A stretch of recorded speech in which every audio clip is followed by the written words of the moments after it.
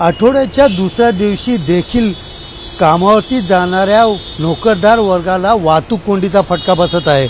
मी सध्या उभा आहे ठाणे मुलुंड रस्त्यावरतील टोल नाक्याजवळ आणि आपण पाहू शकता या ठिकाणी मोठ्या लांबच लांब रांगा ज्या आहेत ते या ठिकाणी लागलेल्या दिसून येत आहेत। एकंदरीत पाहायला गेलं तर सतत पाऊस गेल्या काही दिवसापासून पाऊस पडत असल्याने रस्त्यावरती झालेले खड्डे, त्याचबरोबर सिग्नल यंत्रणा आणि तिसरी गोष्ट म्हणजे टोल नाक्यावरची वसुली, यासाठी या लांबच लांब रांगा ज्या आहेत ते लागलेल्या या ठिकाणी दिसून येत आहेत। एकंदरीत पाहायला गेलं तर 200 ते 300 मीटरच्या आत टोल नाका परिसरात वाहतूक कोंडी झाली तर विना टोल मुक्त करावे असे नियम देखील या ठिकाणी बनवण्यात आले, तरी नियम धाब्यावर ठेवून टोल वसुली सरसपणे या ठिकाणी सुरू आहेत।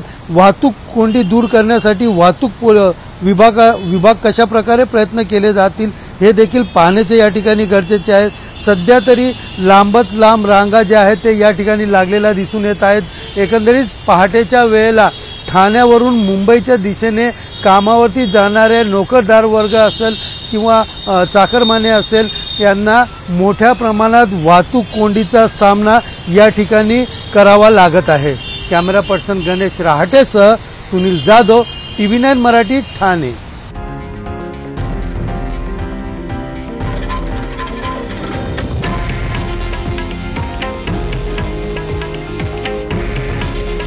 हे आहे देशातील नंबर 1 न्यूज नेटवर्क आणि आपण पाहत आहात TV9 मराठी।